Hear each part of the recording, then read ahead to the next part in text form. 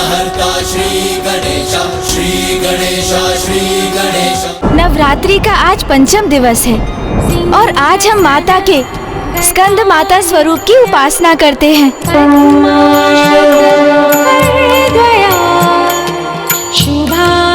इस स्वरूप में माता पार्वती की गोद में भैया कार्तिकेय,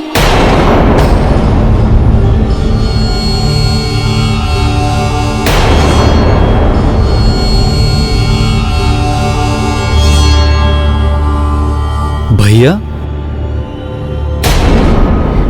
महाराज, मेरा अर्थ था कुमार कार्तिकेय अर्थात गणेश जी के बड़े भैया। वो माता पार्वती की गोद में रहते हैं।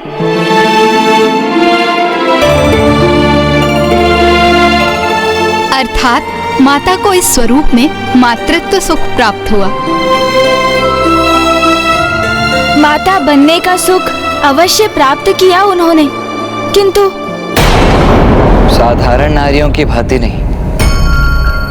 अर्थात माता ने गर्भ धारण कर कुमार कार्तिकेय को जन्म नहीं दिया।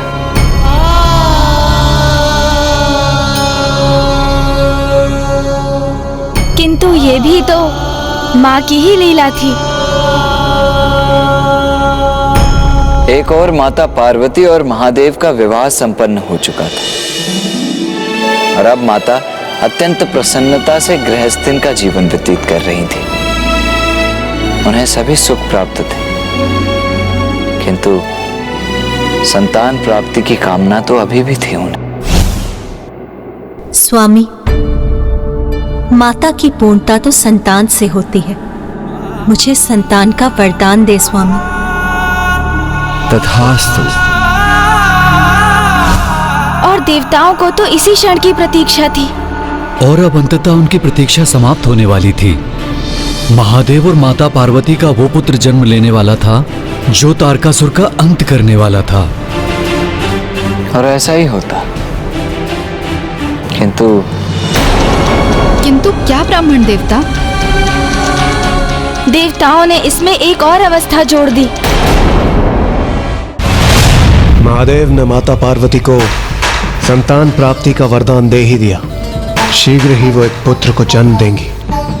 इसी शुभ घड़ी की प्रतीक्षा तो हम सभी इतने वर्षों से कर रहे थे, क्योंकि अब अंततः उस तारकासुर के आतंक का अंत होने ही वाला है। इंद्रदेव, सूर्यदेव, तारकासुर का अंत तो हो जाएगा, किंतु एक नवीन समस्या का भी जन्म होगा जिस पर अभी तक आपका ध्यान नहीं गया।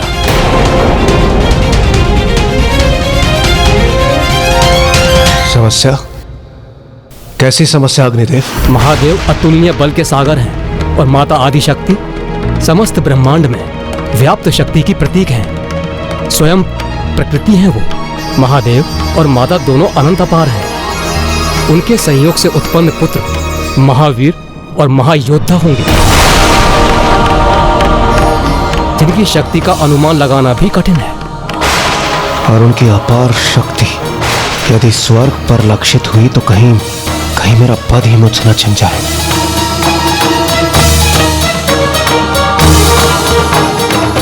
इस समस्या का हमें कोई न कोई उचित समाधान ढूंढना ही होगा।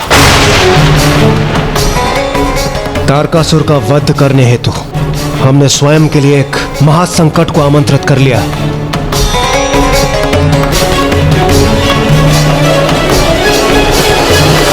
देवराज, अब इसका मात्र एक ही उपाय शेष है।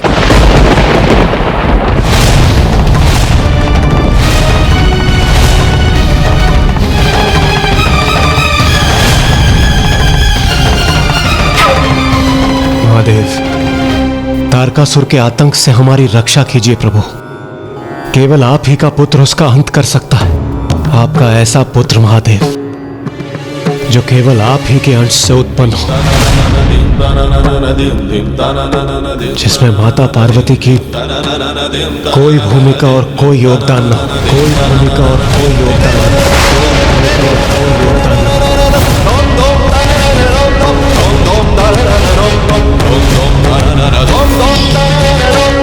स्वामी, माता की पूर्णता तो संतान से होती है। मुझे संतान का वरदान दे स्वामी। तथास्तु, तथास्तु। महादेव, हम पर कृपा कर हमें ये वचन दीजिए कि आपके और माता पार्वती के सहयोग से अभी कोई पुत्र जन्म नहीं लेगा। माता की पूर्णता संतान से होती है। मुझे संतान का वरदान दे स्वामी।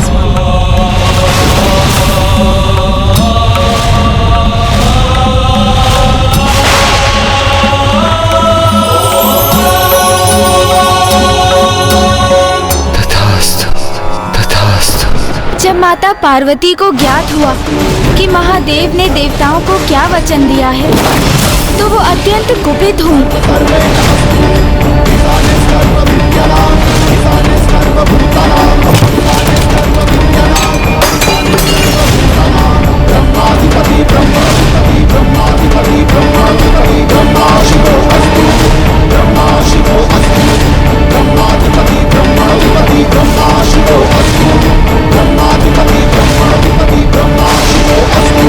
देवताओं ने महादेव से ऐसा अनुचित वरदान मांगने का दुस्साहस भी कैसे किया। मैं उन्हें श्राप देती हूँ, आज के बाद देवता भी अपने पतियों के योगदान से अपनी संतान की उत्पत्ति के सुख से वंचित रहेंगे।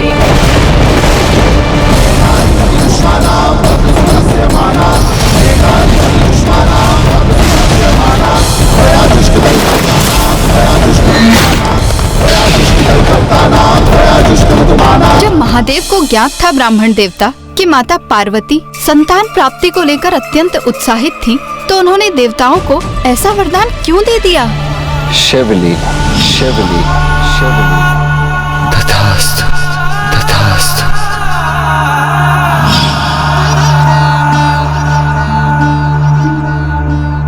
ना कुछ उनकी इच्छा के बिना हुआ है और ना कुछ उनकी इच्छा के बिना होगा। अर्थात ब्राह्मण देवता, इस वरदान के पीछे भी महादेव की कोई लीला छिपी हुई थी। आपने सर्वथा उचित समझा महाराज। वास्तविकता में इस घटना के पीछे पूर्व काल में घटित एक प्रसंग था। एक बार महादेव और माता पार्वती भ्रमण कर रहे थे।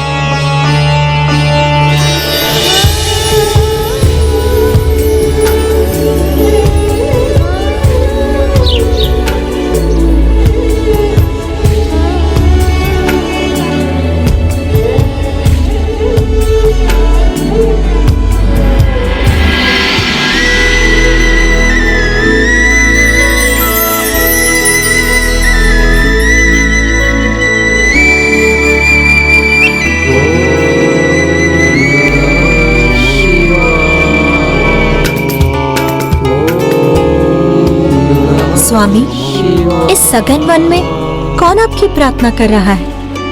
संकदिक ऋषि। अच्छा, तो अब समझी मैं। मेरे साथ भ्रमण पर निकलना तो मात्र एक बहाना था। वास्तविकता में तो आपको आपके भक्तों से भेंट करने की इच्छा यहाँ खींच लाई। कहिए, उचित कह रही हूँ ना मैं स्वामी? महेश्वरी, भक्त भगवान के दर्शन के लिए जितने आतुर होते हैं, उतने ही आतुर भगवान भी भक्त से भेंट करने के लिए होते हैं। तो चलिए नाथ, मैं भक्त और भगवान के मध्य आऊं, ये मुझे कदापि स्वीकार नहीं।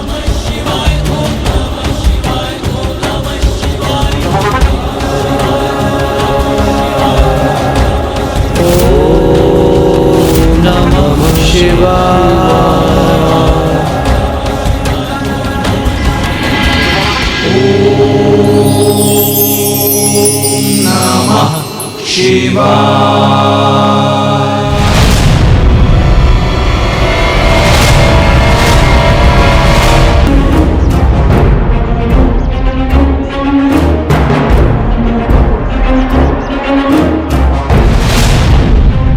ये क्या सनत कुमार, मैं तुम्हारे समक्ष खड़ा हूँ और तुमने मेरा अभिवादन भी नहीं किया। महादेव, क्या चाहते हैं आप? कौन आपको प्रणाम करे? मेरा शरीर अथवा मेरी आत्मा, मेरा ये शरीर तो मिथ्या है, नश्वर है। इसका एक ना एक दिवस तो अंत होना अनिवार्य है, इसलिए इसका कोई महत्व नहीं। जो सत्य है वो मेरी आत्मा है, और यदि आप मेरी आत्मा का अभिवादन चाहते हैं तो मेरी आत्मा में उसी का अंश है जो आप स्वयं हैं। अर्थात हम एक ही तत्व हैं। तो फिर कौन बड़ा और कौन छोटा? तो मैं उठकर आपको क्यों प्रणाम करूं?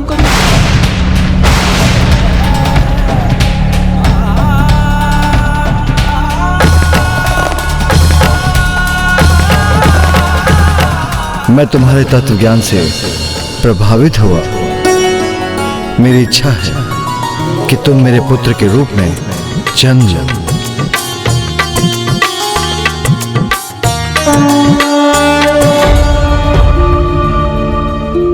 धन्यवाद प्रभु, आपका ही पुत्र बनकर जन्म लेना तो मेरा सौभाग्य होगा।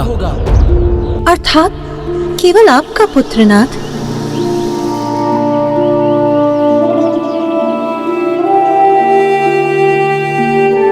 महादेव की लीला तो अपरंपार है, और उनको तो ये पूर्व से ही ज्ञात था कि देवताओं को महादेव और माता पार्वती के पुत्र को लेकर संशय होगा। और ये भी ज्ञात था उन्हें कि देवता मात्र उनके अंश से उत्पन्न पुत्र का अनुरोध करेंगे। इसीलिए महादेव ने पूर्व से ही सनत कुमार को उनके पुत्र के रूप में जन्म लेने का वरदान दे दिया था। और इस प्रकार महादेव ने अपने दोनों वरदानों की मर्यादा रखी। एक जो उन्होंने सनत कुमार को दिया था, और दूसरा जो उन्होंने देवताओं को प्रदान किया था। किंतु उन्होंने माता पार्वती को भी वरदान दिया था, तो फिर उसका क्या हुआ ब्राह्मण देवता?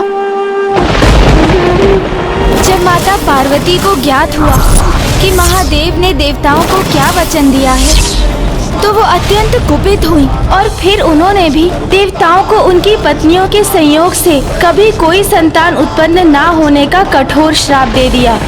वही वरदान जो देवताओं ने महादेव से मांगा था। तो क्या माता के इस श्राप के कारण देवताओं की कभी कोई संतान नहीं हुई? माता पार्वती का शाप था कि देवता अपनी पत्नियों के योगदान से संतान उत्पन्न करने में असमर्थ होंगे, किंतु परोक्ष रूप में वो संतान प्राप्त कर सकते थे। इसलिए भविष्य में अपनी ऊर्जा को एक पात्र में स्थित कर वो ऐसा करेंगे कि पांडवों का जन्म इसी विधि से होगा। जब देवराज इंद्र, यमराज और वायुदेव अपनी ऊर्जा देवी कुंती को प्रदान करेंगे, और उनकी ऊर्जा से क्रमशः महान धनुर्धारी अर्जुन, धर्मराज युधिष्ठिर और महाबली भीम उत्पन्न होंगे। एक नारी होने के नाते मैं माता पार्वती की पीड़ा समझ सकती हूँ, किंतु फिर माता का उग्र रूप कैसे शांत हुआ ब्राह्मण देवता? माता को तो एकमात्र महादेव ही शांत कर सकते थे, और उन्होंने माता को एक आश्वासन दिया।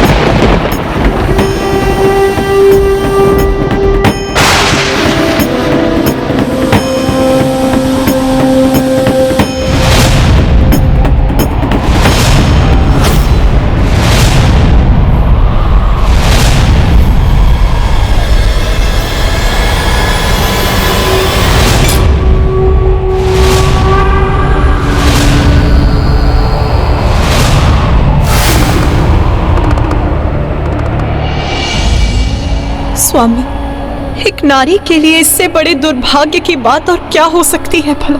उनका वरदान मेरे लिए श्राप के समान है। मुझसे मेरे मातृत्व का सुख छीन लिया उन सभी। उमा, हम जगत पिता और जगत माता हैं, और देवता भी तो हमारी ही संतानें हैं। उनकी रक्षा भी हमारा ही दायित्व है, जो तभी संभव होगा जब हमारा ये पुत्र मेरे ही अंश से उत्पन्न हो।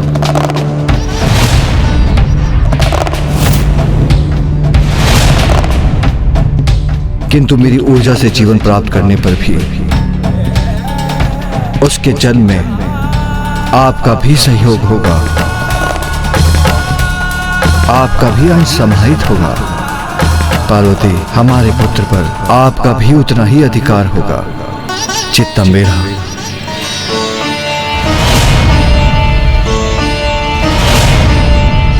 स्वामी, क्या ये संभव है?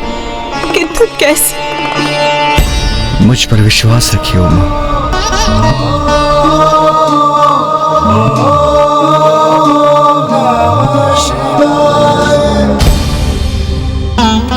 और फिर कुमार कार्तिकेय के जन्म का समय निकट आ गया।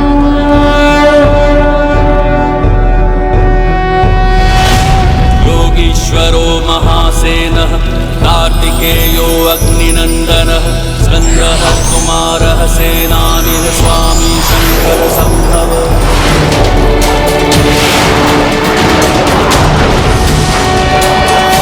महादेव की उस ऊर्जा शक्ति को संभालने का प्रयास सर्वप्रथम भूदेवी ने किया, तत्पश्चात वायुदेव और फिर अग्निदेव।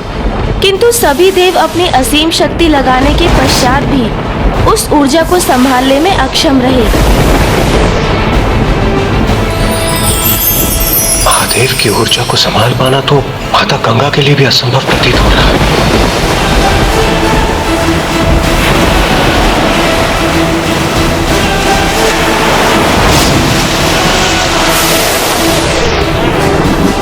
महादेव की ऊर्जा को सह पाना सभी के लिए असंभव। इस प्रकार उनके पुत्र का जन्म कैसे संभव?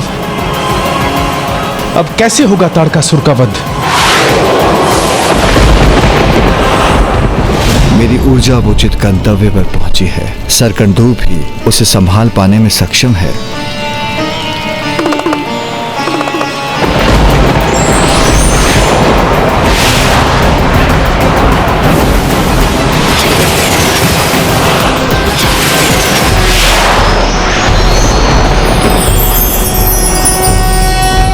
योगीश्वरो महासेनः कार्तिकेयो अग्निनन्दनः स्कन्दः कुमारः सेनानिः स्वामी शंकर संभव।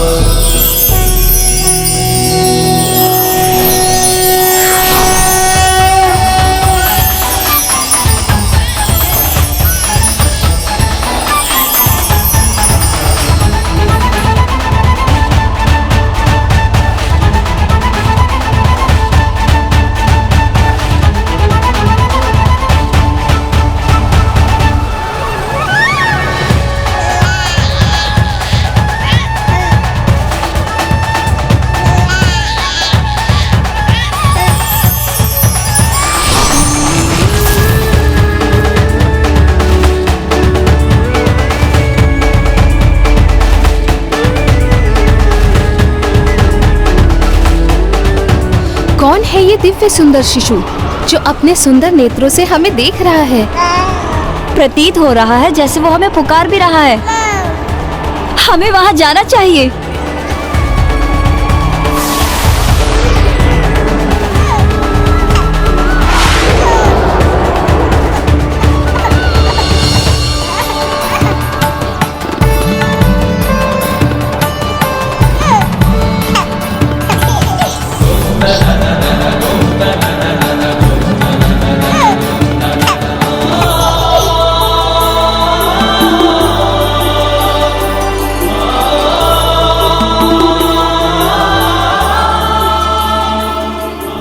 दिव्य शिशु तो महादेव पुत्र है। जब सारे देवताएं महादेव का ऊर्जा संभालने का प्रयास कर रहे थे तो मेरी दृष्टि उन पर गई थी और ये सुंदर शिशु महादेव की ऊर्जा से उत्पन्न हुआ है।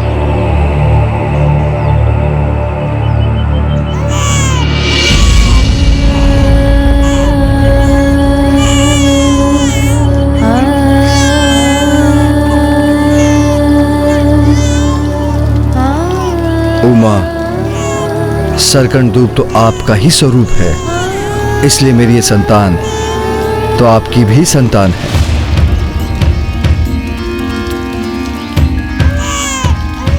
मेरा पुत्र भूखा होगा मुझे उसे आहार देकर उसका पोषण करना चाहिए। इसे तो भूख लगी है, इसलिए रुदन कर रहा है। ये शिशु तो महादेव और माता पार्वती के वात्सल्य का अधिकारी है, किंतु ऐसे निराहार इसे कैलाश कैसे भेज दे? नहीं, हमें इसका पोषण करना चाहिए, इसे आहार प्रदान करना चाहिए। उमा, मुझे ज्ञात है आप अपने पुत्र को अपने आंचल में भरकर उसे सस्नेह आहार देने के लिए आतुर हैं, किंतु आपका पुत्र कीर्तिकाओं को अपना आहार प्रकट करने की अनुमति दे रहा है, उन्हें आशीष दे रहा है, जिसके उपरांत वह आपके पास कैलाश आ जाएगा।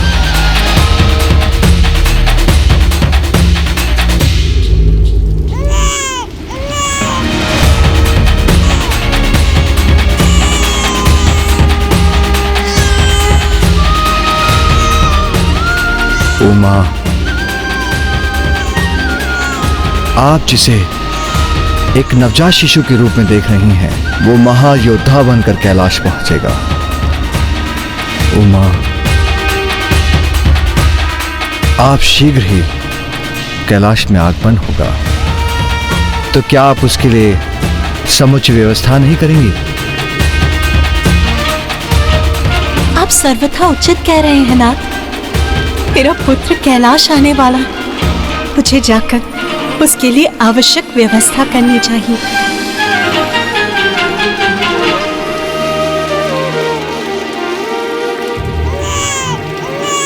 बस बस पुत्र, मैं अभी तुम्हें दुग्ध पान करा देती हूँ। अरे अरे अरे, अब क्या तुम ही इस बालक पर अपना सारा स्नेह न्योछावर करोगी? हमें भी तो इसे दो। हमें भी दो, हमें खिलाएंगे इस बालक को, हमें खिलाएंगे इस बालक को। अरे अरे, एक ही समय में हम सभी एक बालक को कैसे आहार दे सकती हैं?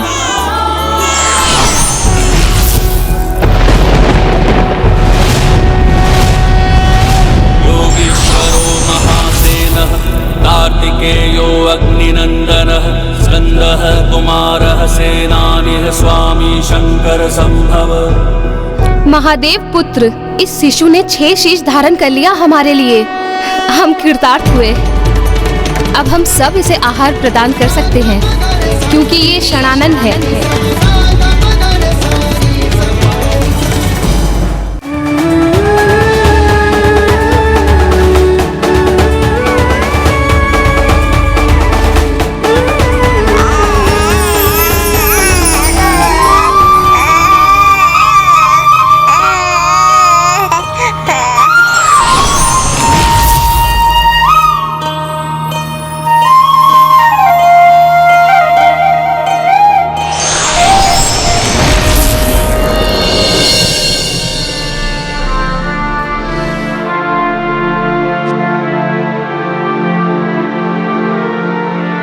और इस प्रकार उन महायोद्धा महादेव पुत्र कुमार कार्तिकेय का जन्म हुआ, जो भविष्य में तारकासुर का वध करने वाले थे। तो अब तो देवता चिंता मुक्त होकर आनंदित हो गए होंगे।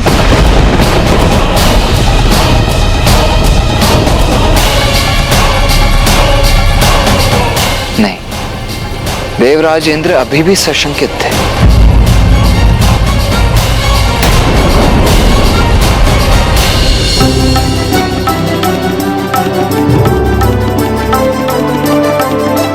अपने शिशु रूप में भी कितने दिव्य और तेजस्वी हैं महादेव पुत्र।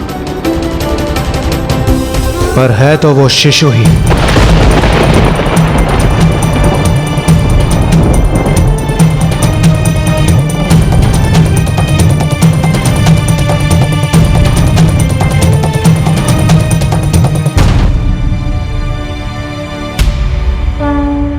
मैं समझने में असमर्थ हूं, ये शिशु तारकासुर से युद्ध कैसे कर सकता है?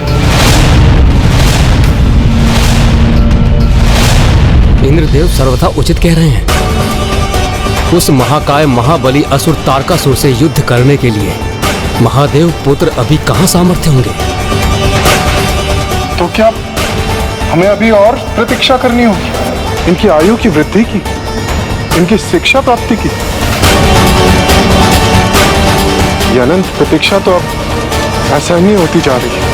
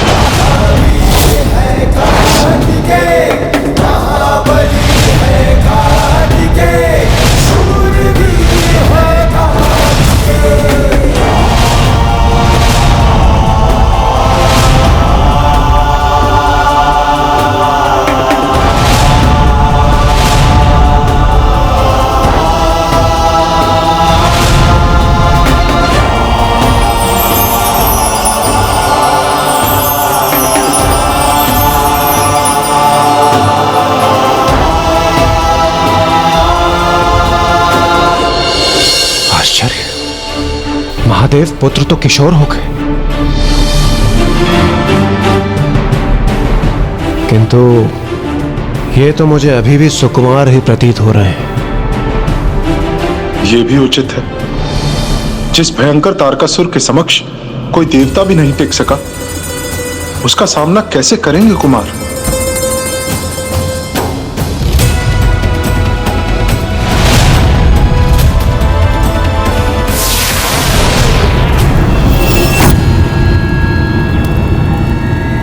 क्यों नहीं समझ रहे महाराज?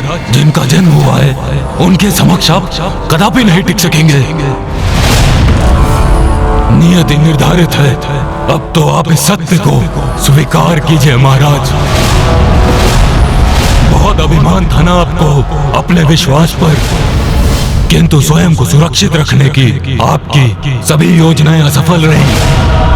और फिर अब तो महादेव का पुत्र भी उत्पन्न हो गया है, जिससे सर्वथा अनुचित प्रमाणित हुआ है आपका विश्वास महाराज।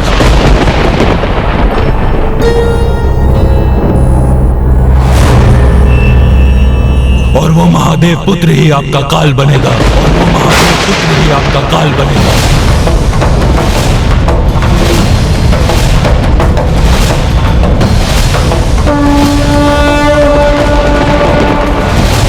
आपका तो सर्वनाश होगा ही, किंतु इन सभी का सर्वनाश होगा। और इस सर्वनाश से मैं भी सुरक्षित नहीं रहूंगा, मेरा भी अंत होगा। आया आपका काल महाराज, आप ही नहीं टिक सकेंगे उसके समक्ष।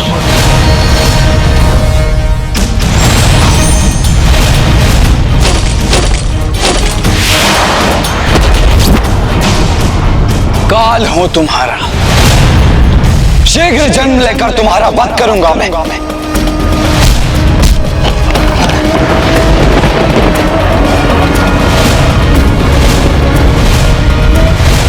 मूर्ख, भेरू, कैसे असुर हो तुम? असुरों की भावी पीढ़ियां असुरों के नाम पर कलंक के रूप में स्मरण करेंगी तुम्हें। मुझसे ऐसे दुर्वचन कहने का दुस्साहस कैसे किया तुमने? विजयदान! जी महाराज। पंचा को बुलाओ। जी महाराज। पंचा! पंचा! पंचा! अब ये पंचा कौन है? महाराज,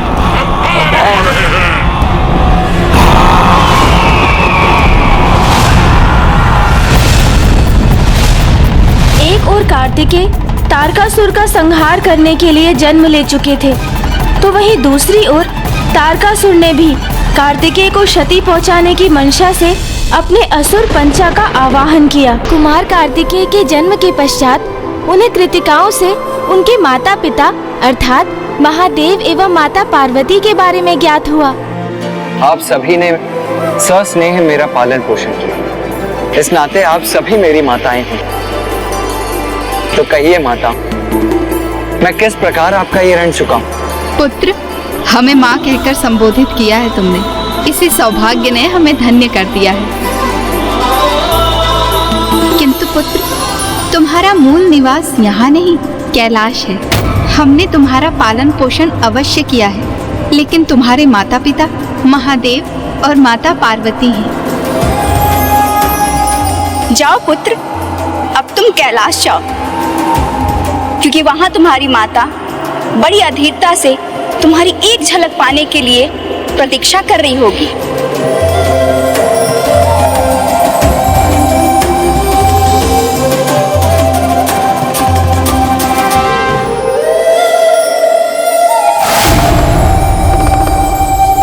महादेव, माता पार्वती, कदाचित कृतिका देवियां कुमार का पग प्रदर्शन कर रही हैं, क्योंकि अब तक कुमार में महायोद्धा होने की कोई भी योग्यता हमें दिखाई नहीं दी। किंतु एक बार बस वो महादेव और माता पार्वती के पास कैलाश लौट आए, उसके पश्चात उन्हें तारकासुर का वध करने की वो संपूर्ण दक्षता भी प्राप्त हो जाएगी। क्यों देवगण, उचित कह रहा हूं ना मैं?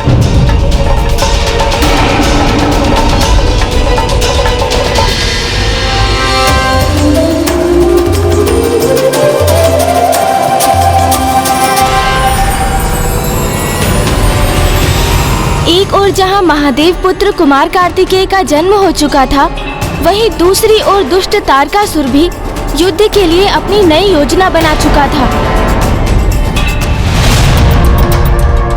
पंचा!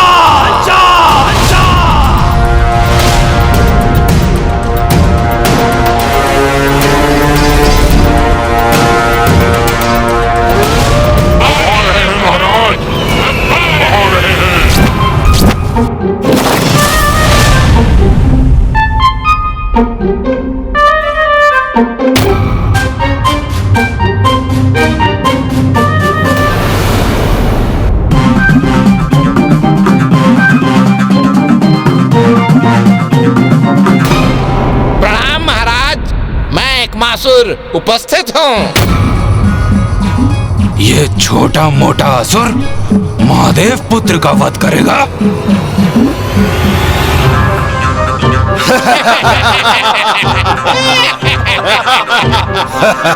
कैसा अटपटा असुर है ये?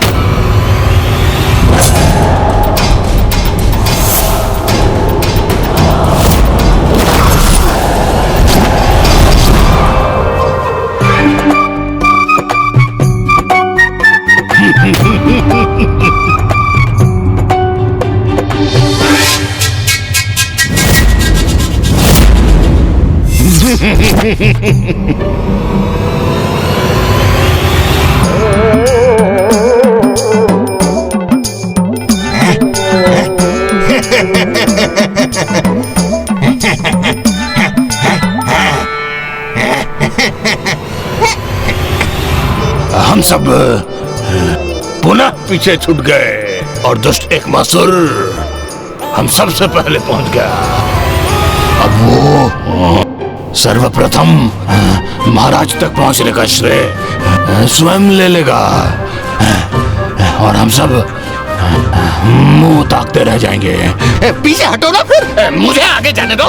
शीघ्र पहुंचना है मुझे महाराज तक। आगे बढ़ो, अन्यथा मार्ग से हटाओ। मैं जाऊंगा, मैं आगे जाऊंगा, मैं जाऊंगा।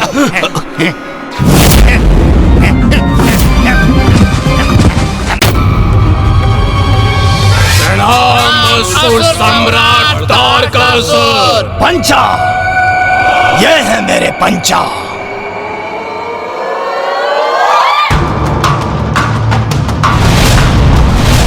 मृत्युदाता पंचा विदूषक बनकर किसी का भी विश्वास अर्जित कर लेते हैं तो अपनी माया से उसे अंतहीन मृत्यु भी प्रदान कर सकते हैं।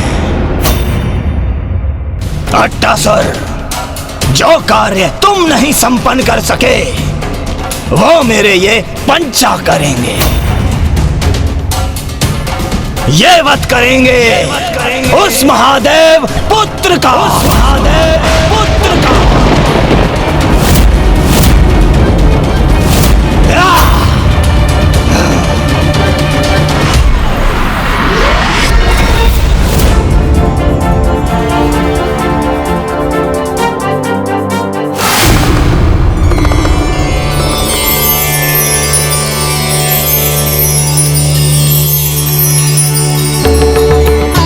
माता,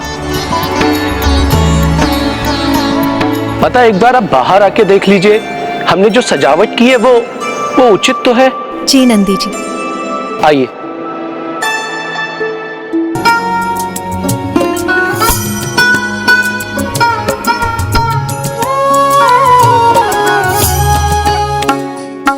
दिए कहाँ है नंदी जी?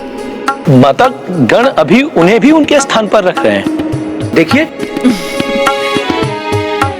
दिए पर्याप्त होने चाहिए नंदी जी। संपूर्ण कैलाश उनके प्रकाश से जगमगाता चाहिए मुझे। कैलाश का दीपक जो आ रहा है, मेरा पुत्र आ रहा है।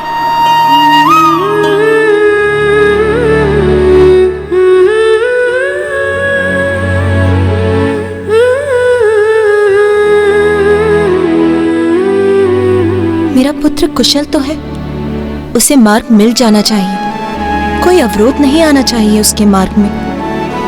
माता, क्या हुआ माता?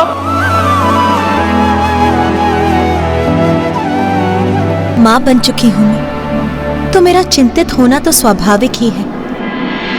मैं तो बस अपने हृदय को यही विश्वास दिला रही हूं कि सब कुछ कुशल तो है ना। मेरे पुत्र के साथ कुछ अप्रिय तो घटित नहीं होने जा रहा ना। अब खड़े क्यों हो? जाओ, महादेव पुत्र का अंत करके लौटो। चिंता के कारण अवश्य महाराज की बुद्धि भ्रमित हो गई है। ये असुर जो अपने शरीर के अंग नहीं संभाल सकते, वो महादेव पुत्र का वध भला क्या करेंगे?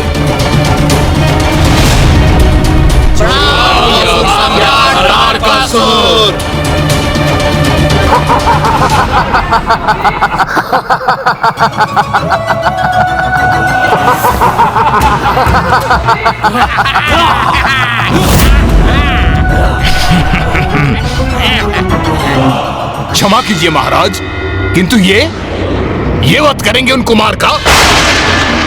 तनिक देखिए महाराज, ये सारे के सारे हंसी के पात्र हैं महाराज।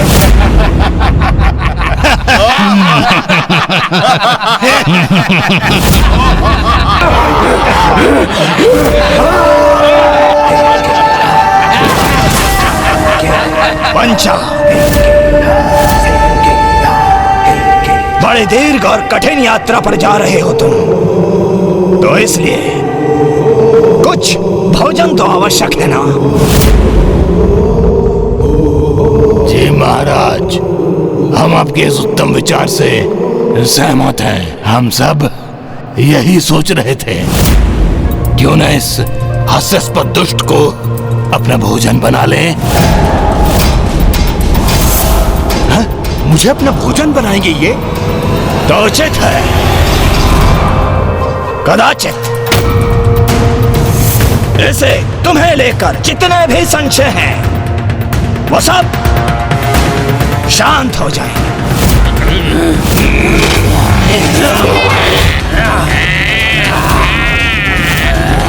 क्षमा महाराज, मैं तो केवल इसलिए हंस रहा था कि ये सारे के सारे कितने हास्यास्पद लग रहे हैं महाराज।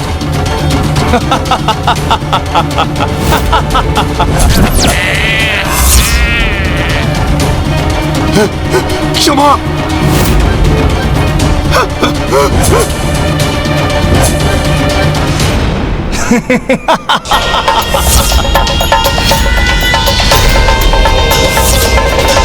अरे, इन्होंने तो घेर लिया मुझे।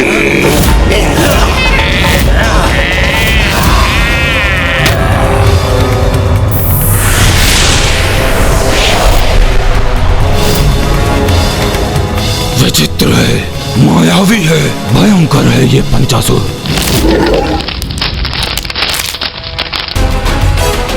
महाराज, मुझे मुक्त करा दीजिए। अरे छोड़ो, जाने दो मुझे।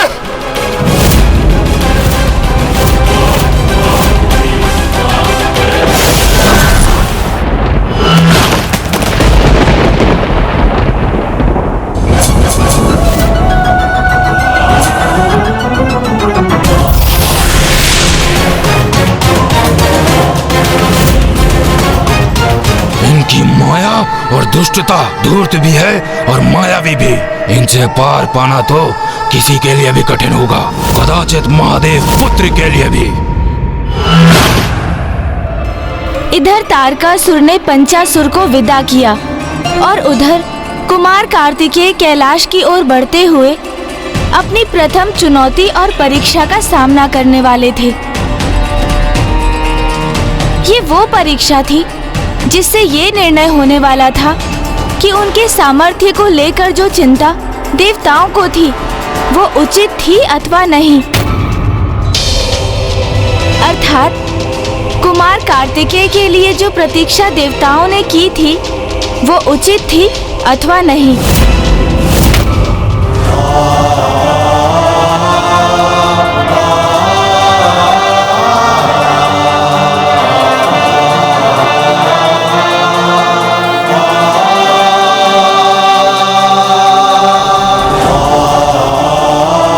वो रहा कैलाश, अर्थात मेरे माता पिता, जगत पिता महादेव और जगत माता माता पार्वती का निवास स्थान।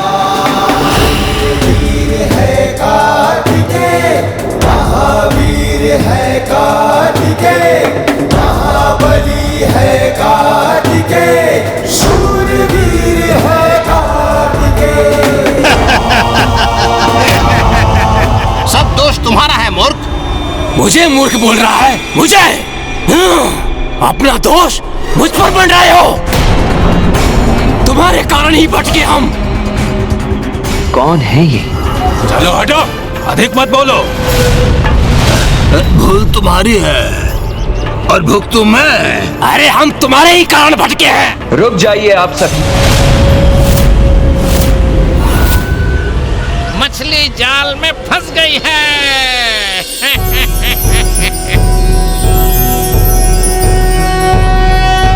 योगीश्वरो महासेनः कार्तिकेयो अग्निनंदनः स्कंदः कुमारः सेनानिः स्वामी शंकर संभव।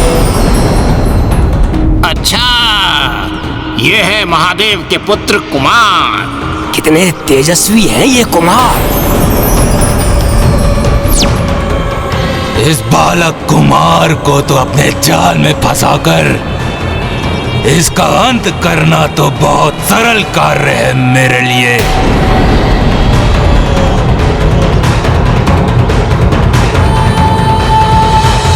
कौन है आप सभी और इस प्रकार यहाँ कलह क्यों कर रहे हैं? मैं बताता हूँ कि हम कौन हैं। ये एकमासुर है, ये त्रियासुर है और वो दशरथसुर है और ये छत्सरसुर है और मैं द्विधासुर हूँ। हम ये एक माँ के कारण ना अपने मार्ग से भटक गए हैं। भटक गए? किंतु आप सभी जा कहाँ रहे थे? कैलाश और कहाँ? हम महान महादेव के दर्शन के इच्छुक हैं। इसी अभिलाषा को हृदय में धरकर कैलाश जा रहे हैं।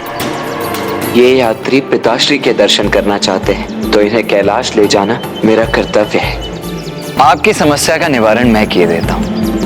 मैं भी कैलाश ही जा रहा हूँ, तो यदि आप सभी चाहें तो मेरे साथ आ सकते हैं। ये कौन मूर्ख है और उसकी सहायता क्यों कर रहे हैं कुमार? इंद्रदेव, कुमार शीघ्र अतिशीघ्र कैलाश पहुंचने को आतुर हैं, किंतु मार्ग में वो भटके हुए यात्रियों का मार्गदर्शन करने के लिए रुक रहे हैं, तो आप उससे इतने विचलित क्यों हो रहे हैं? विचलित मैं नहीं सूर्यदेव, कुमार हो रहे हैं। प्रतीत होता है अकेले कठिन यात्रा करने के विचार से ही वो भय का अनुभव कर रहे हैं, इसलिए वो किसी का साथ पाने के लिए आकांक्षी है। क्योंकि है तो वो सुकुमार किशोर ही ना।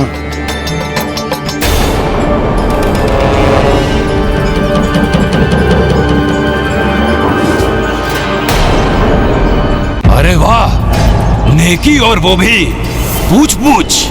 हमारी समस्या का हल तो हो गया।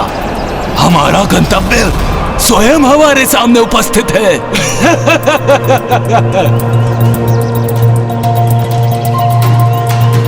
आइए।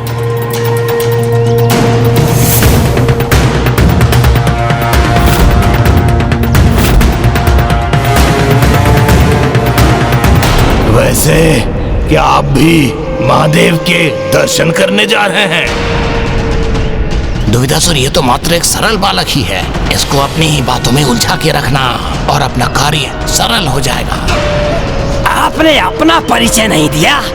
मेरा परिचय वो तो मुझे महादेव और माता पार्वती ही देंगे।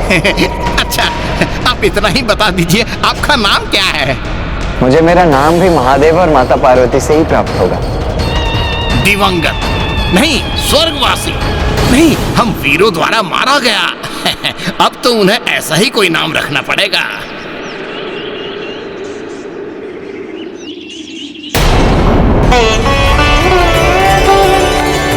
माँ, पिताश्री, मैं आपके दर्शनों के लिए अत्यंत अधीर हूँ।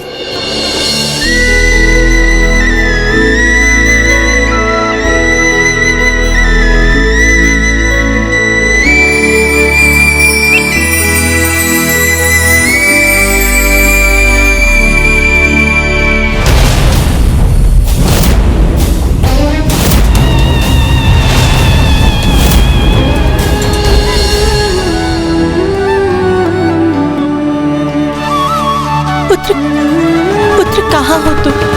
मेरे नेत्र कब से तुम्हें देखने के लिए अधीर हो रहे हैं। शीघ्र आ जाओ पुत्र, मुझे तुम्हारी बहुत चिंता हो रही है।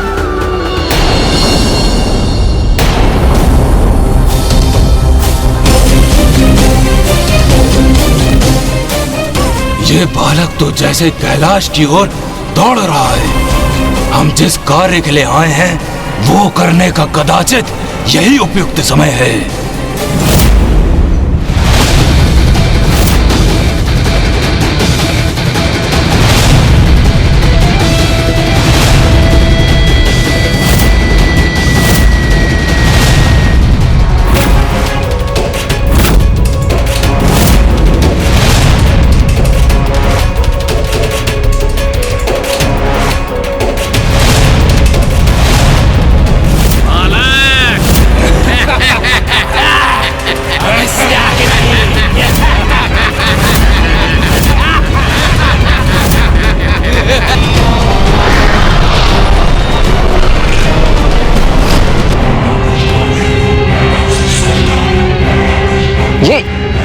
ये क्या कर रहे हैं आप सभी?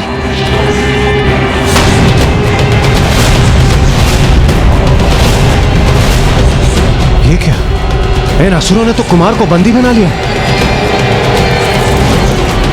कौन है ये मायावी और कैसा छल है ये? मुझे तो इतने अंधकार में कुछ दिखाई भी नहीं दे रहा। ये कैसा अप्रिय आभास हो रहा है मुझे, जैसे मेरी श्वास ही बाधित हो रही हो। मेरा पुत्र अवश्य किसी संकट में है।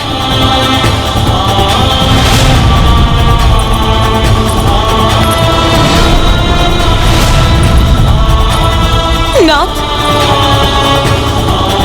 आज हमारा पुत्र संकट में। एक माँ की ही अंतर्दृष्टि इतनी सशक्त होती है कि दूर होकर भी उसे उसकी संतान पर आए संकट का भान हो जाता है और उसका हृदय व्याकुल हो उठता है।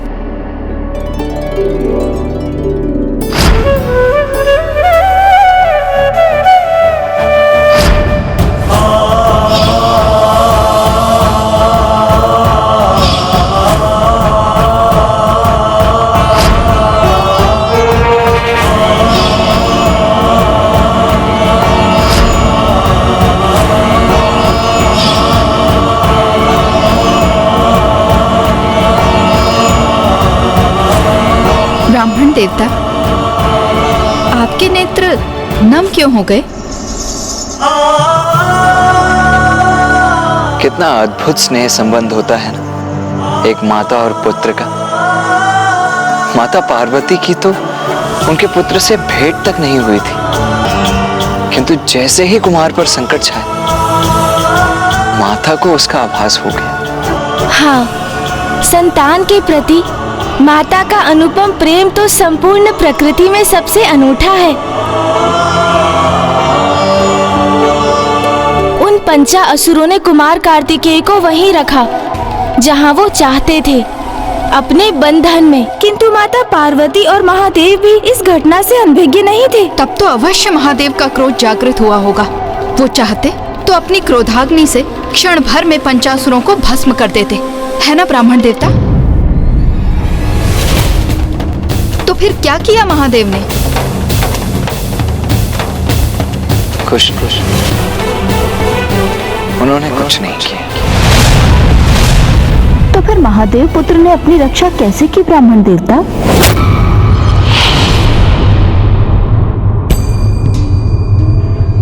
मुझे ज्ञात है पार्वती, तारकासुर के असुरों ने हमारे पुत्र को अपने बंधन में बांध लिया है। नाथ, आप शीघ्र जाकर कुछ कीजिए, अन्यथा मैं स्वयं जाकर उसकी रक्षा करूंगी। कितनी बार रक्षा करेंगी आप उसकी? ये कैसा प्रश्न? माँ हूं मैं उसकी रक्षा के लिए सदा तत्पर हूं। प्रिय, यदि आप उसकी रक्षा करती रहेंगी तो स्वयं अपनी रक्षा करना कैसे सीखेगा? आप उसकी दुर्बलता नहीं, उसका बल बनिए प्रिय, क्योंकि आपको भी ज्ञात नहीं कि आपका पुत्र कितना सक्षम है। तो क्या ये उचित है कि हम ऐसे ही बैठे रहें, कुछ भी ना करें, ये ज्ञात होते हुए कि हमारा पुत्र संकट में है?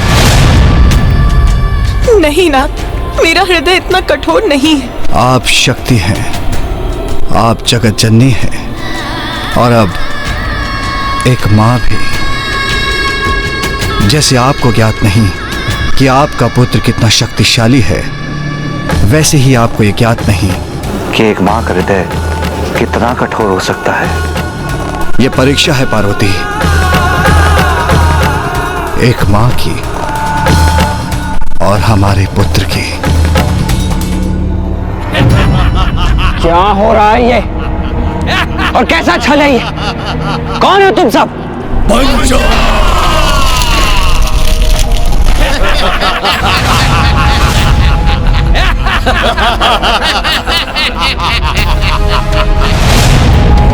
मुझे यहाँ क्यों फंसाया है तुम लोगों ने?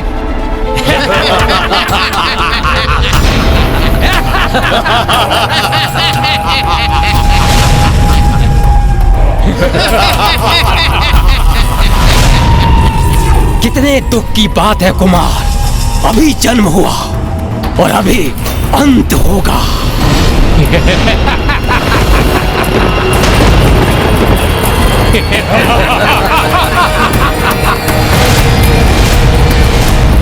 मुझसे क्या शत्रुता है तुम्हारी?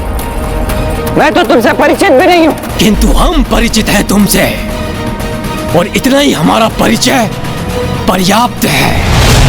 हम काल है तुम्हारे, हमारी गुफा को भेद कर बाहर निकलना असंभव है। क्योंकि असुर गुरु शुक्राचार्य से वरदान प्राप्त है हमें। पंचासुर है हम पांचों की इस गुफा में बंदी, कोई भी यहाँ से मुक्त नहीं हो सकता।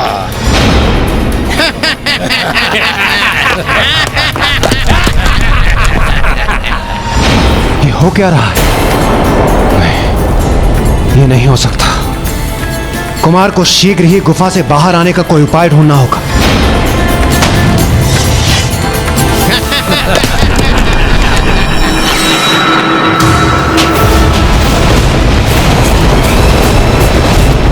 शांत हो जाइए पार्वती, शांत हो जाइए।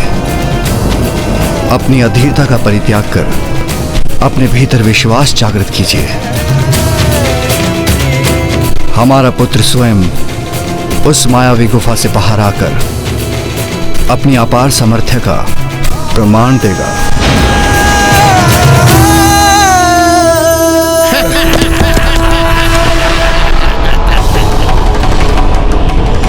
कुछ तो उपाय अवश्य होगा इस गुफा से बाहर निकलने का। मुझे शीघ्रता करनी होगी।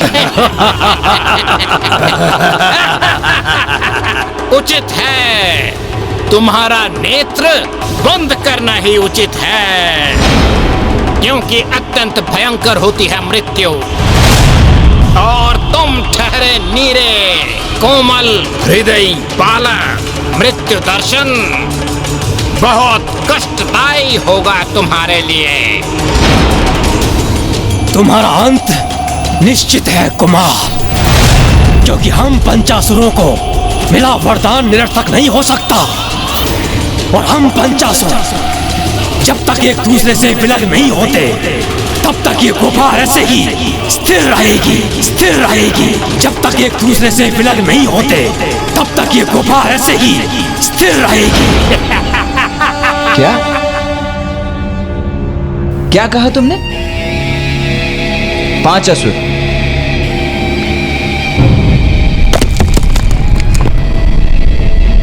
किंतु तुम 5 कहाँ हो? तुम तो 4 ही हो।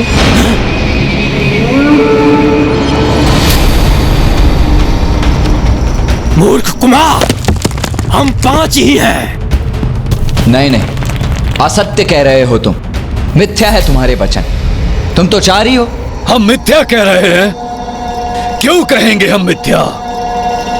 असत्य तो तुम कह रहे हो और सत्य ये है कि हम 4 नहीं 5 हैं। 5।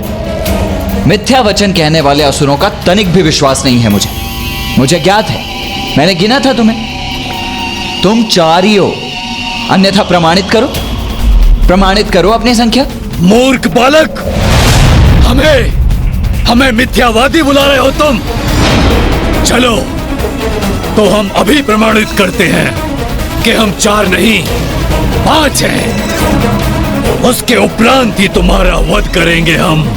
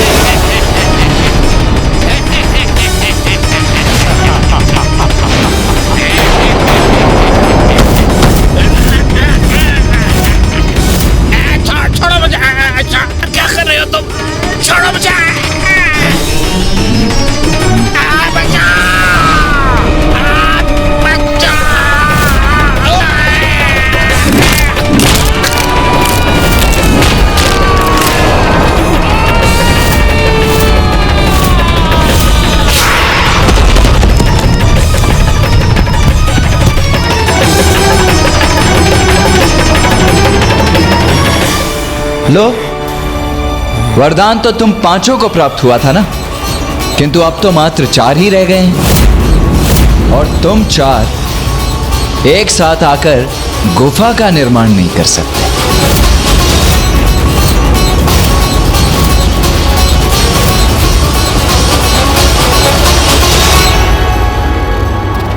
आपने देखा इंद्रदेव, कुमार ने कितनी कुशलता से इस असुर का संहार किया। अब तो आपको विश्वास हो गया ना कि इसी प्रकार वो तारकासुर का भी सर्वनाश करेंगे। अभी तो केवल एक ही तुच्छ असुर का अंत किया है कुमार ने। अभी भी 4 असुर शेष हैं, जो कि मुझे बहुत ही क्रोधित प्रतीत हो रहे हैं, जो अपने मृत मित्र का प्रतिशोध लेने के लिए तत्पर हैं। जबकि कुमार के पास न कोई शस्त्र और न ही हमारी भांति कोई अनुभव।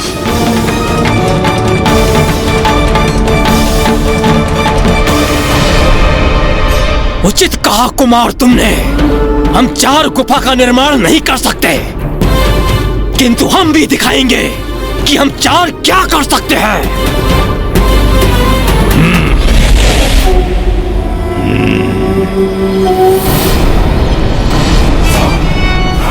अब हम 4 गुफा से भी भयंकर हो गए।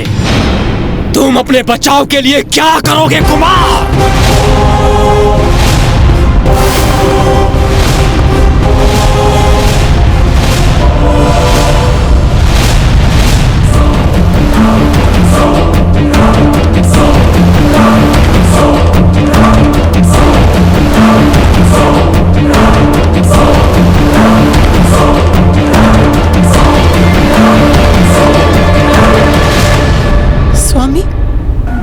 आयुध नहीं है मेरे पुत्र के पास, और उन असुरों के 8 हाथों में 8 घातक आयुध।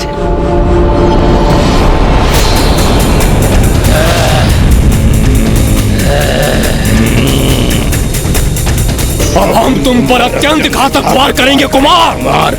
अंत तो तुम्हारा निश्चित है।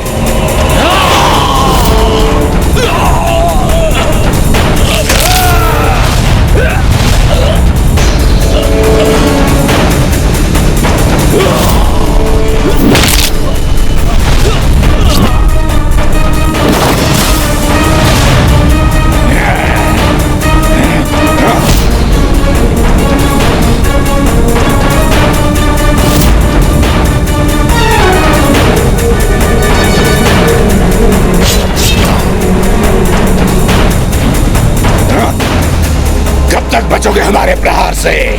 कभी तो हमारे प्रहार तुम्हारी मृत्यु का कारण बनेंगे। मुझे ध्यान से देखकर वार करना होगा इन पर।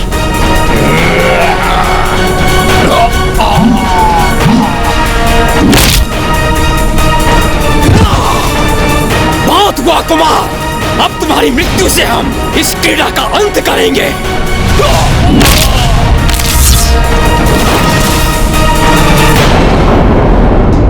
योद्धा कभी आयु रोहित नहीं होता पार्वती,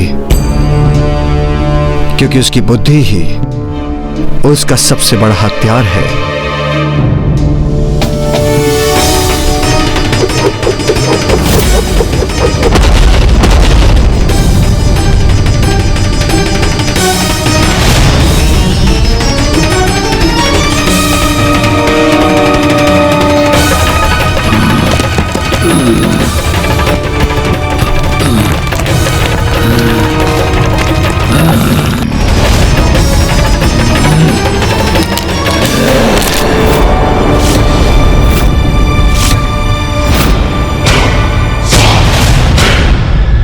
कैलाश जाना है तो हम पहुंचाएंगे, किंतु जीवित नहीं, मृत।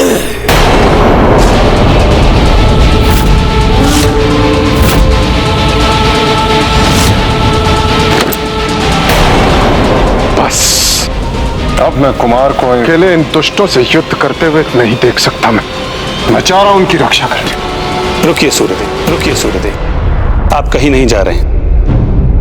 प्रणाम नारायण।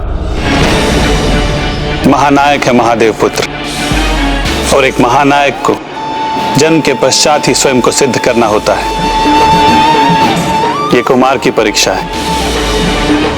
अपनी योग्यता सिद्ध करने की आवश्यकता उन्हें है जिन्हें कुमार की क्षमता पर विश्वास नहीं।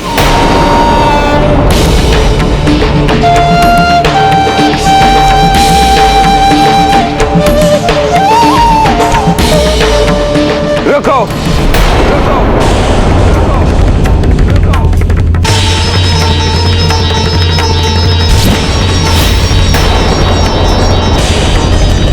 एक साथ मुझे जकड़ने का प्रयास कितना कठिन हो रहा है तुम लोगों के लिए। तुम सभी एक बार निर्धारित क्यों नहीं कर लेते कि तुम में से कौन मुझे अपनी भुजाओं में जकड़कर मेरा वध करेगा? अरे इतना अनिश्चय जो है तुम्हारे मध्य में, कौन मुझे पकड़ेगा, कौन मेरा वध करेगा, यह निश्चित ही नहीं है। यदि तुम मुझे पकड़ने में सफल हो भी जाते हो तो तुम में से कौन मेरा वध करेगा, यह ज्ञात भी है तुम्हें, क्योंकि मुझे अपना आहार तो तुम में से कोई एक ही बना सकता है ना, और वो अधिकार तो उसी का होता है जो सबसे अग्रणी हो और समूह का नायक हो। तो सर्वप्रथम ये निर्धारित कर लो कि तुम में से यहां नेतृत्व कौन कर रहा है।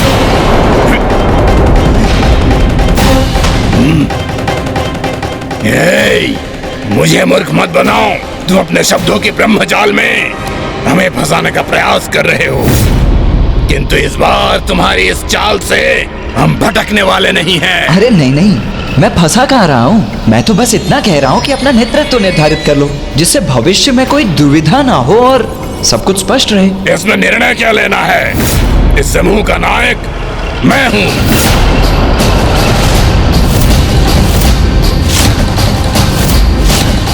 मैं नायक हूँ। मैं हूँ नायक, मैं हूँ नायक। नहीं, मैं हूं नायक।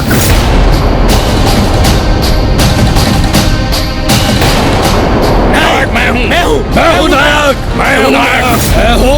मैं हूं नायक। मैं हूं नायक। अच्छा ठीक है, शांति शांति शांति शांति। पूर्ण अनिश्चय की स्थिति है तुम्हारे मध्य में। अरे सर्वप्रथम ये निश्चित तो कर लो कि कौन है नायक और कौन मेरा वध करेगा। तब तक मैं थोड़ा विश्राम कर लेता हूं।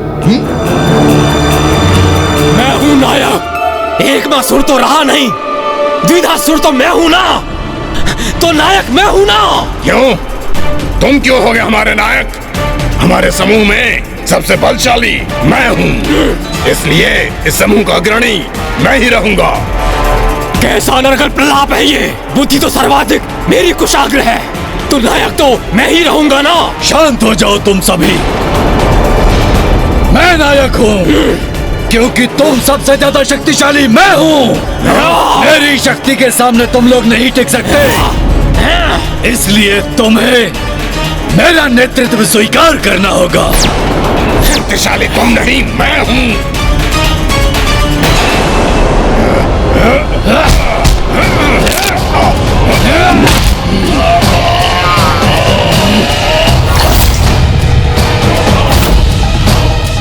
अभी देखता हूँ कैसे नायक हो तुम।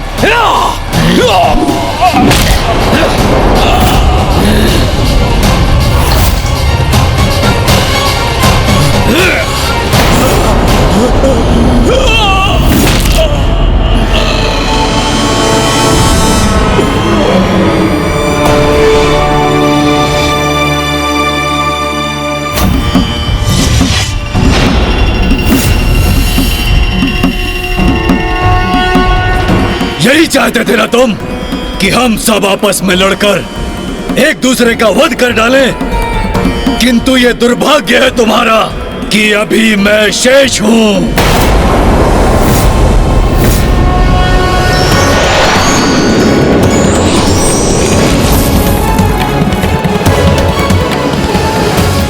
मूर्ख बालक, मैं अकेला ही तुम्हें कुचलकर तुम्हारा वध करूंगा।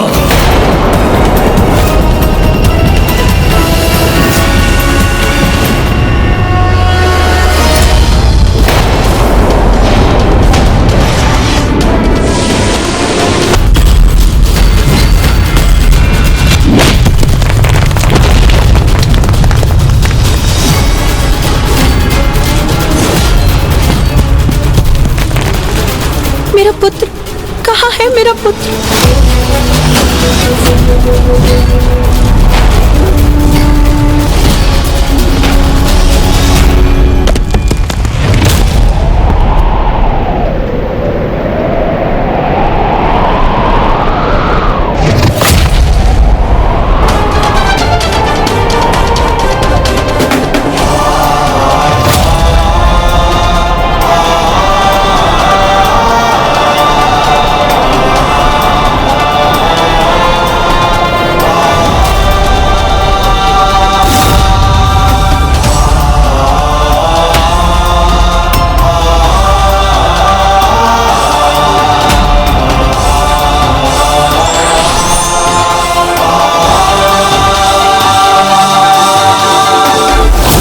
अपने मुष्टि प्रहार से उस पर्वत को 2 भागों में बांट दिया और फिर उन दोनों भागों को एक मुर्ग और एक मयूर में परिवर्तित कर दिया। अपनी शक्तियों से मैंने तुम्हें 2 ऐसे निर्दोष पक्षियों में परिवर्तित कर दिया जो कभी किसी को हानि नहीं पहुंचाते, इसीलिए तुम भी कभी किसी का बुरा नहीं कर पाओगे।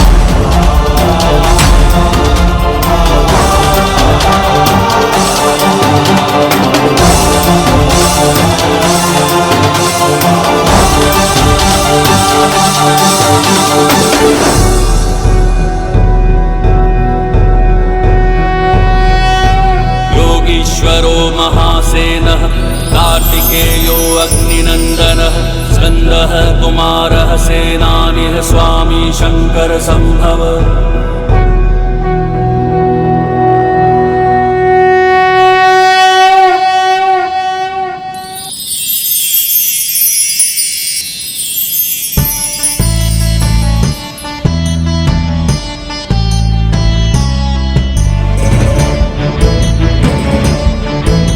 प्रभु,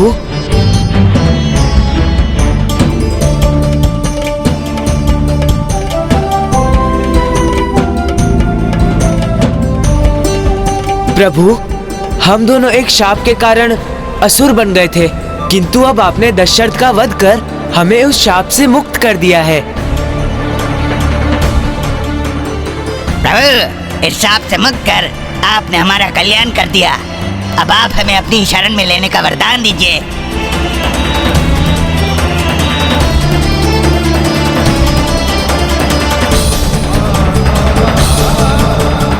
उचित है मयूर जी, अब से आप मेरे वाहन बनेंगे, मेरे वाहन।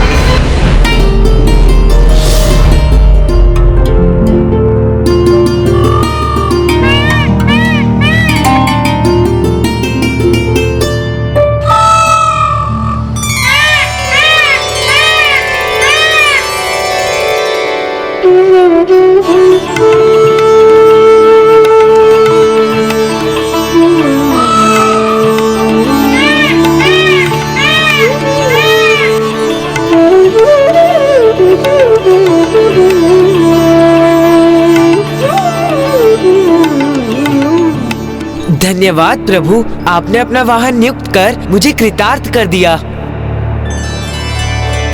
मुझे ज्ञात है प्रभु, मैं मयूर के समान सुंदर नहीं, कदाचित इसलिए आपने मुझे इस सौभाग्य के योग्य नहीं समझा। किंतु मुझे अपनी सेवा है तो कुछ तो आदेश दीजिए प्रभु, मुझ पर भी तो कृपा कीजिए।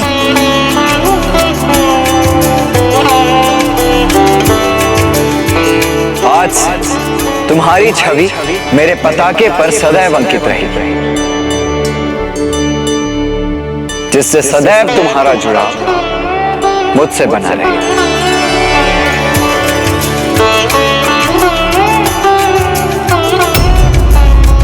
क्या हुआ? क्या तुम प्रसन्न नहीं हुए? नहीं प्रभु, ऐसी बात नहीं, किंतु मात्र मेरी छड़ी आपके साथ जुड़ेगी, स्वयं मैं नहीं प्रभु। उचित। तो आपके लिए मेरा यह आदेश है कि आज से मुझे और संसार के प्रत्येक जन को भोर में सूर्योदय से पूर्व तुम बांग देकर उन्हें उनकी निद्रा से उठाओगे। तुम्हारी बांग से सभी जन समय पर नित्य कर्म और संस्कार आदि का पालन करेंगे, और इस प्रकार तुम सभी को नित्य धर्म का पालन करने के लिए प्रेरित करोगे। धन्यवाद प्रभु।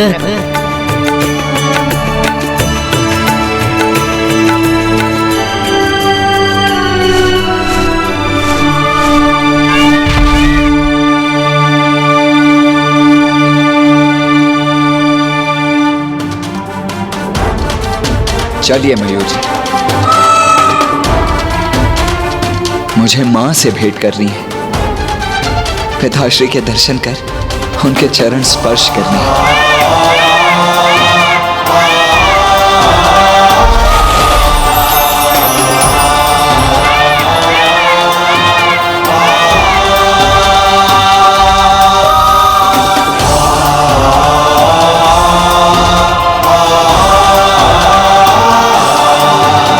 क्यों देवराजन, अब तो आपको कुमार के सामर्थ्य पर विश्वास हुआ ना?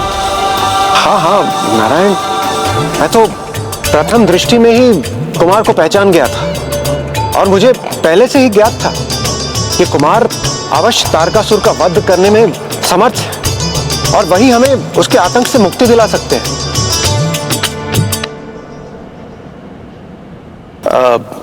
मेरे विचार से हम सभी को कैलाश जाना चाहिए और कुमार का अभिवादन करना चाहिए।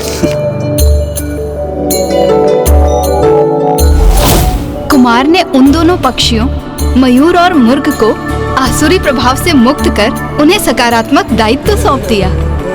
हाँ माता, और अब कुमार महादेव और माता पार्वती के दर्शन प्राप्त करने कैलाश पहुंच गए। अन्य सभी देवता भी उन युवा महायोद्धा से भेंट करने के लिए आतुर थे, जो उन्हें तारकासुर के आतंक से मुक्ति दिलाने वाले थे। इसलिए वो भी कैलाश पर उपस्थित हुए।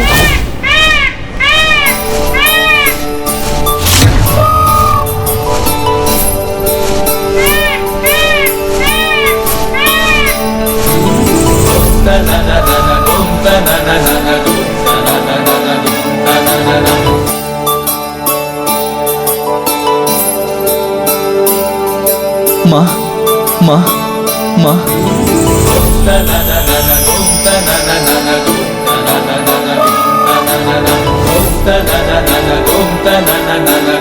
मेरा पुत्र।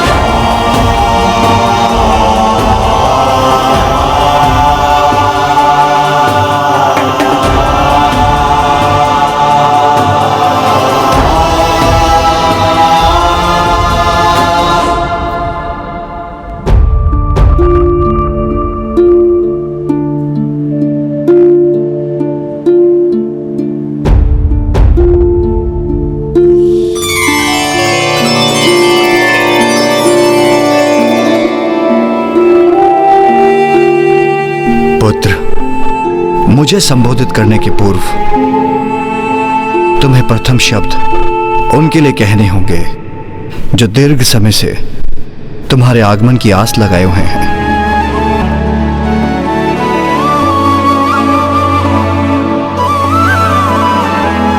माँ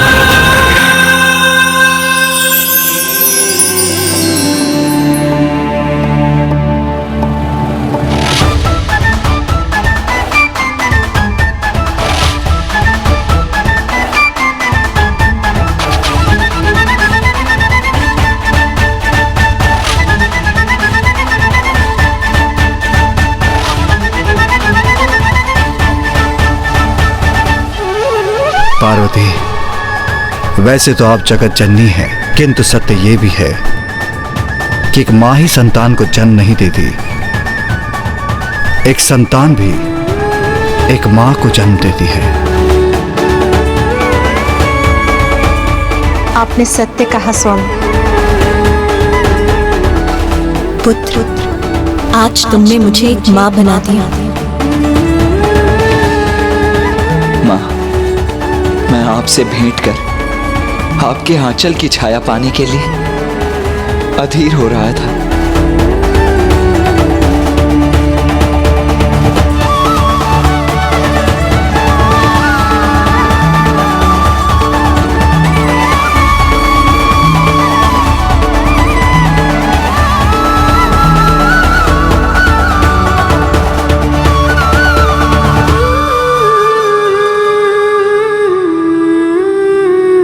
पुत्र, तुमने जन्म लेते ही 6 कृतिकाओं से पोषण प्राप्त किया।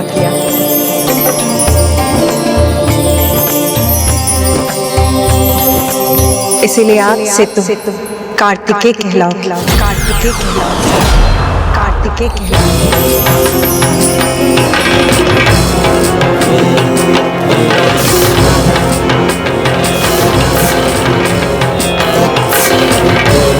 और तब तुम्हें 6 शीश भी धारण किए थे, इसीलिए तुम्हें छदानन भी कहा जाएगा।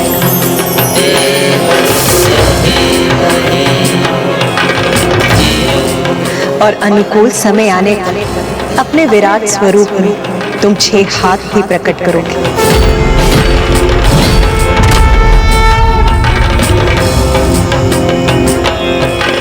कार्तिकेय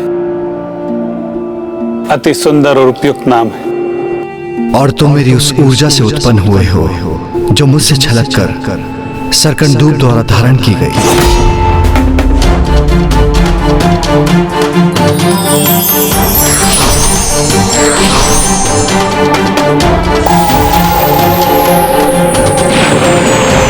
इस कारण तुम्हारा नाम स्कंद भी होगा, स्कंद भी होगा, स्कंद भी होगा। और इस प्रकार जगत जननी माता पार्वती एक पुत्र की माँ भी बनी, क्योंकि कुमार कार्तिकेय भी अब संसार में स्कंद नाम से भी विख्यात होने वाले थे।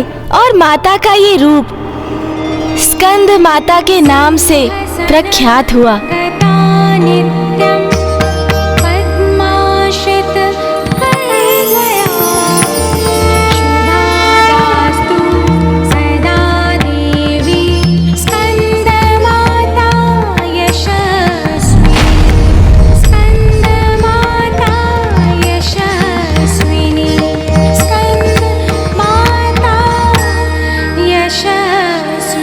देवता कुमार कार्तिकेय को देखकर अत्यंत प्रसन्न थे। वो उन्हें देव सेनापति के पद पर स्थापित करने के लिए अत्यंत अधीर थे, जिससे कुमार अविलंब जाकर तारकासुर से युद्ध कर सके। इतने शीघ्र? किंतु अभी तो कुमार अपने माता पिता के पास कैलाश पहुँचे ही थे। माता पार्वती तो देवताओं के इस प्रस्ताव से अवश्य अत्यंत अप्रसन्न हुई होंगी। आपने सर्वथा उचित कहा माता सरला। माता पार्वती अप्रसन्न अवश्य थी, किंतु किसी अन्य कारण से।